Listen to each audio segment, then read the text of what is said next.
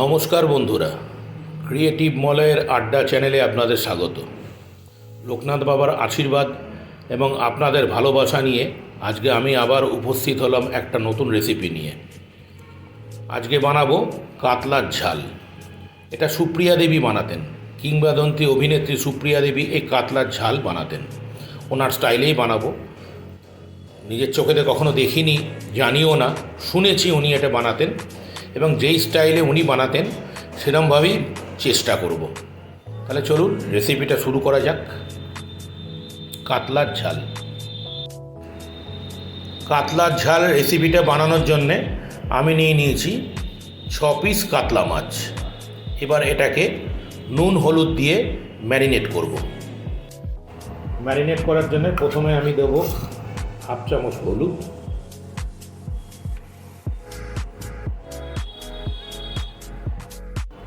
এবং প্রয়োজন মতো নুন দিয়ে এ দুটো দিয়ে মাছগুলোকে ভালো করে মাখিয়ে নেব।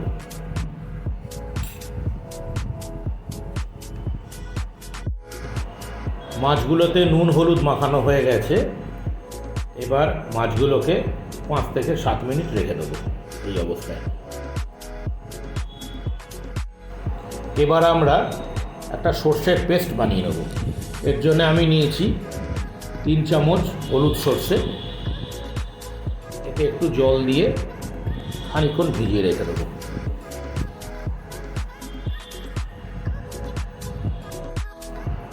সর্ষেটা ভেজানো হয়ে গেছে। এবার এটা একটা স্মুথ পেস্ট বানিয়ে নেব। সর্ষের পেস্টটা বানানো হয়ে গেছে। এবার আমরা আরেকটা পেস্ট বানাবো। এর জন্য একটা পাত্রে দেব 1 চামচ নর্মাল লঙ্কার গুঁড়ো, 2.5 চামচ কাশ্মীরি লঙ্কার গুঁড়ো,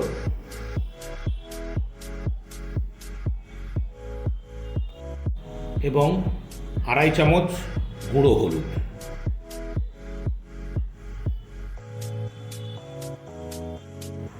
এবার এতে দেবো পরিমাণ মতো জল দিয়ে এর একটা পেস্ট বানিয়ে নেব।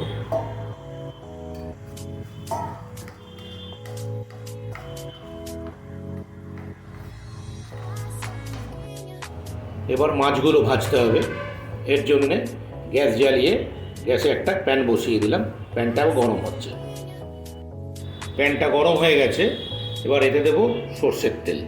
সর্ষের তেলটা একটু বেশিই দেবো, মানে এই রান্নাতে একটু তেল বেশি লাগে। তেলটা গরম হয়ে গেছে। এবার ম্যারিনেট করে রাখা মাছগুলোকে এতে ভাজার জন্য দিয়ে দেবো।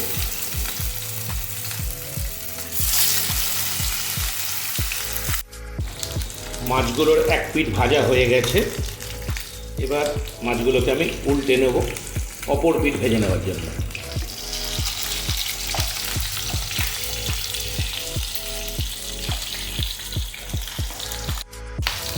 মাছগুলোর দুটো পিঠই ভাজা হয়ে গেছে। একটা জিনিস মাথায় রাখতে হবে, এই রেসিপিতে মাছ কিন্তু কড়া ভাজা যাবে না। মোটামুটি একটা কালার এসে গেলেই মাছগুলোকে একটা পাত্রে তুলে নিতে হবে। আমি দুটো মিডিয়াম সাইজের আলুকে সরু সরু লম্বা লম্বা করে কেটে রেখেছি। এই আলুগুলোকে এই মাছ ভাজার তেলেই ভেজে নেব।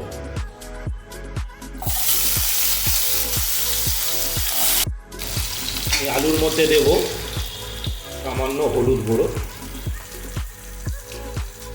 এবং সামান্য নুন।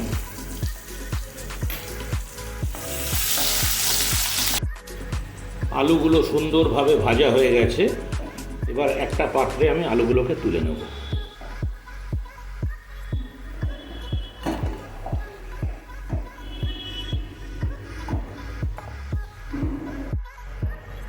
এবার আঁচটাকে মিডিয়াম করে আমি আরেকটু তেল দিয়ে দেব। তেলটা গরম হয়ে গেছে। এবার এই গরম তেলে আমি দিয়ে দেবো হলুদ আর লঙ্কা, যেটাকে আমি জল দিয়ে পেস্ট করে রেখেছিলাম, সেই পেস্টটা। এটা অবশ্যই লো ফ্লেমে দিতে হবে, নাহলে ছিটকে উঠতে পারে। দিয়ে ভালো করে নাড়তে থাকবো।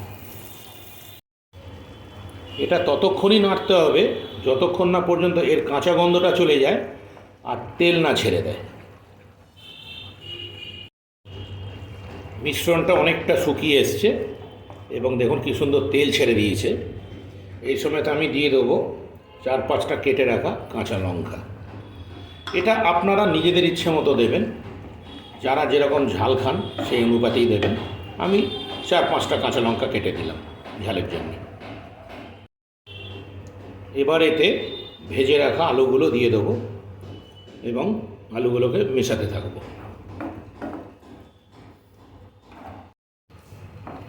আলুগুলো সুন্দরভাবে মেশানো হয়ে গেছে। একটা জিনিস মাথায় রাখবেন, রান্নাটা কিন্তু হবে পুরোটাই এখন লো টু মিডিয়াম ফ্লেমে। এবার সর্ষে বাটাটা দিয়ে দেবো, দিয়ে ভালো করে মেশাতে থাকবো। এই সময় আপনারা নুনটা চেক করে নেবেন। আমার নুন একটু কম ছিল, নুনটা অবশ্য দেওয়াই হয়নি, দিয়ে দিলাম স্বাদ মতো নুন, দিয়ে নুনটাকে মিশিয়ে নেব। সর্ষের পেস্ট যে বাটিতে ছিল ওই বাটির ধোয়া জলটা এখানে দিয়ে দিলাম। এইটুকুই জল এখানে ব্যবহার হবে, এখানে বেশি জলের ব্যবহার নেই। দিয়ে জলটাকে ভালো করে মিশিয়ে নেব। এবার আমি ভেজে রাখা মাছগুলো একে একে দিয়ে দেব।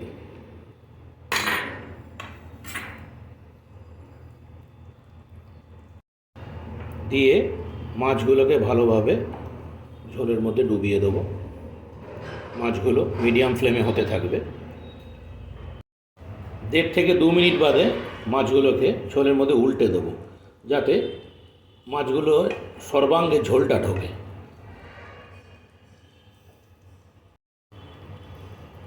দিয়ে মাছগুলোকে 4 থেকে 5 মিনিট লো টু মিডিয়াম ফ্লেমে হতে দেবো। আমাদের কাতলা মাছের ঝাল রেসিপি অলমোস্ট রেডি।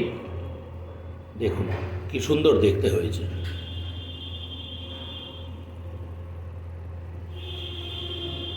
আপনাদের কাছে আমার অনুরোধ, আপনারা বাড়িতে এরকমভাবে বানিয়ে খান, এবং যারা নতুন তারা আমার চ্যানেলটাকে সাবস্ক্রাইব করবেন এবং আমাকে কমেন্টসে জানাবেন কীরকম হলো, তবে তো আমি বুঝতে পারবো যে আমার রান্না ঠিক আছে কিনা।